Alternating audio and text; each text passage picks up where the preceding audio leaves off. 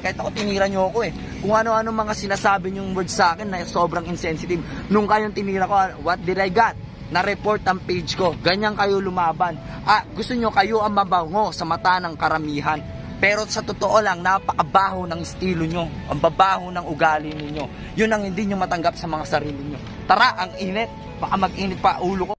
Yo, what's up? Isang maligayang araw at oras sa inyong lahat no, mula Luzon, Visayas at Mindanao. So isang magandang araw at oras din po sa ating mga kababayang OFW na nasa iba't ibang bansa ngayon no. So isang magandang araw at oras sa inyong lahat. At siyempre, bago natin umpisa ang ating reaction video, babatiin muna natin ang ating sulid na mga sumusuporta mula po sa Manila no. Walang iba, Mr. Alvin TV, Marson TV, at siyempre huwag natin kalimutan banggitin din po si Kuya Bert TV official na walang sawang sumusuporta sa ating YouTube channel no. So maraming salamat po sa inyong lahat sa walang sawang pagsubaybay at pagtangkilik sa ating YouTube channel no. So nandito na tayo mga kabisdak sa ating gagawing reaction video no. Magpapalabas tayo ng video galing mismo ni Mr. Billy Jack no, na kung saan na dating nagkukomento po ng mga hindi maganda sa mga YouTubers no. So hindi ko alam kung ano yung tunay niya nga pagkatao dahil hindi ko siya na background check.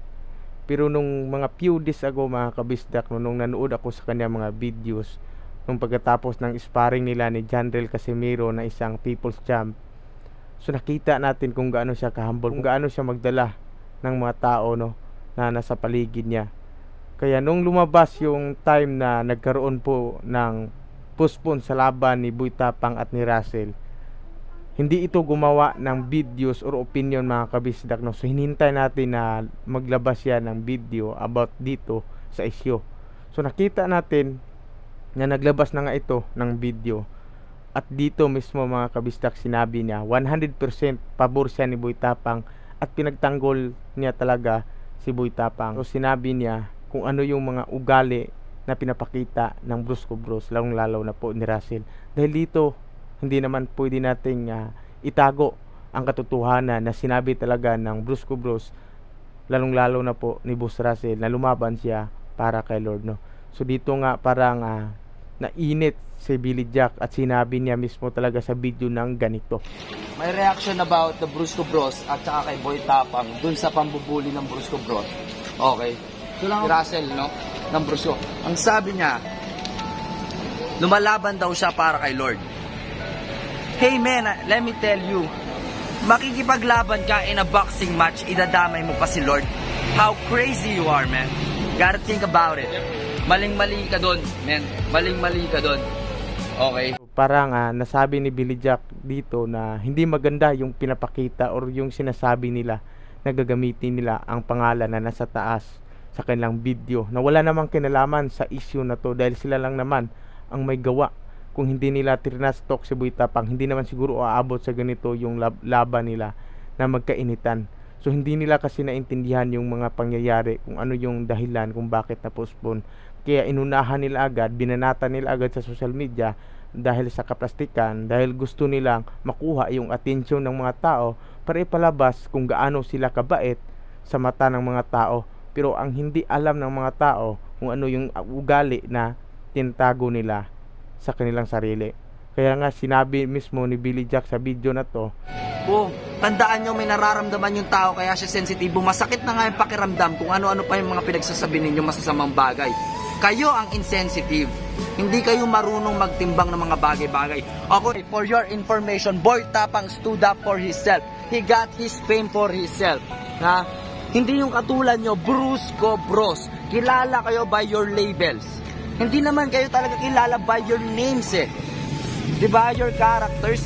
Kilala kayo as a group. Huwag kayong magyabang. Gusto nyo siyang tulungan. Niyayabang. Hoy, tinulungan niya sarili niya. Andun siya sa level niya, kaya nandun siya. Kayo, kumukuha rin kayo ng hype sa kanya. Huwag na tayo magplastikan dito. Tayo lahat ng mga media influencers dito. Huwag na tayo magplastikan pa, okay? Ganun din tayo, talaga tulungan dapat to, hindi siraan. Ang ginagawa ninyo, pinapalitaw ninyo na napakasama nito si Boy Tapang sa mata ng mga tao. Tapos kung ano-anong sinasabi nyo, puro bula ng mga bibig ninyo. Boxing lang yan.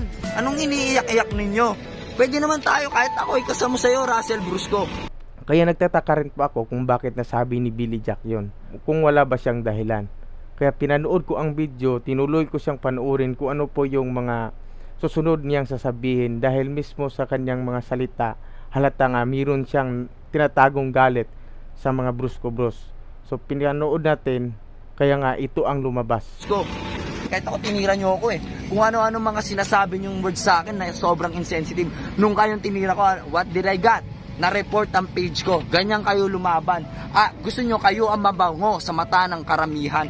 Pero sa totoo lang, napakabaho ng estilo nyo. Ang babaho ng ugali ninyo. Yun ang hindi nyo matanggap sa mga sarili nyo. Tara, ang init. Baka mag-init pa ulo ko. Mismo na ito ang dahilan kung bakit parang may galit siya sa Brusco Bros, dahil sila pala ang dahilan kung bakit nawala yung Facebook page dati ni Mr. Billy Jack Chances. Di ito lumaban ng patas ang Brusco Bros, kaya ang ginawa siguro nila, pinagtulungan nilang i-report yung Facebook page ni Billy Jack, kaya ito ay na-terminate or nawala talaga.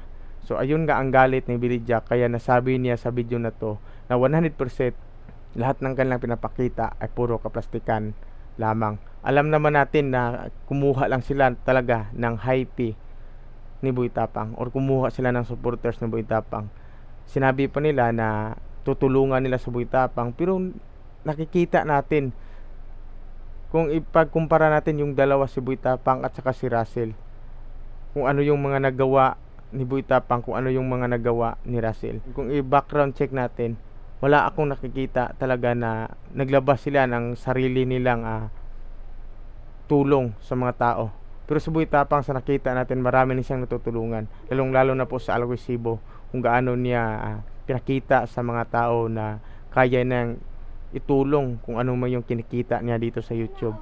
Kaya ang sinabi nila na tutulungan, malabo pong mangyari. Tama nga talaga yung sinabi ni Billy Jack na may kaplastikan yung kanilang mga ginagawa, kaya gumawa sila agad ng mga videos o pinalabas nila agad yung ganong videos para siraan si Boy Tapang, para trastukin, para yung mga viewers ng Boy Tapang ay pupunta sa Brusco Bros para panoorin. So isa sa mga strategy, pandaraya sa mga viewers para puntahan sila, dahil nakita naman natin na sa umpisa pa lang, nung papunta pa si Boy Tapang dito sa Manila, nung pagsakay pa lang ng van, medyo matamlay na si Boy Tapang at wala ito sa kondisyon.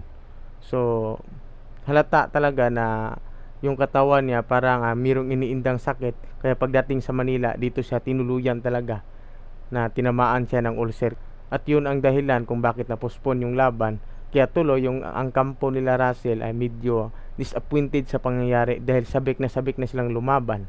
Sa nangyari na yon ay medyo mayroong foul po si Boy Tapang. Pero sa sinabi kasi ni Russell na dapat ay panalo na sila kasi disqualified na si Boy Tapang dahil umatras sa laban. So meaning to say, umatras sa laban.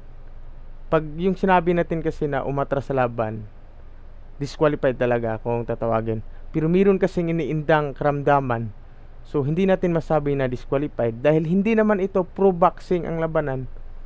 Makikita natin na entertainment yung ginagawa nila, pang-aliw ng mga tao. So hindi mangyayaring magiging disqualified. So pwede magpahinga muna ang isang tao.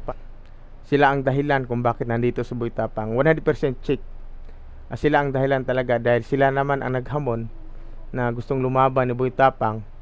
Kaya pinaunlakan ang kanilang hamon na puntahan sila dito sa Manila para labanan.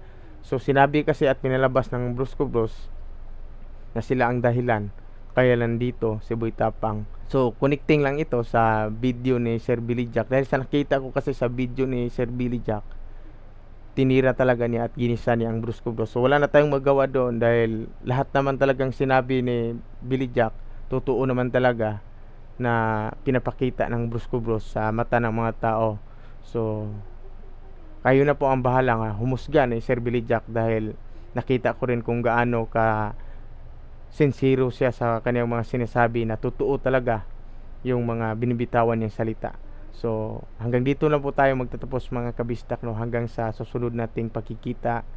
Maraming salamat sa inyong lahat, at kung hindi ka pa nakapag-subscribe, please subscribe to our YouTube channel and click the notification bell para updated kayo. So, maraming salamat sa inyong lahat. Hanggang malalim and peace. This is your man. You're a superhero. At least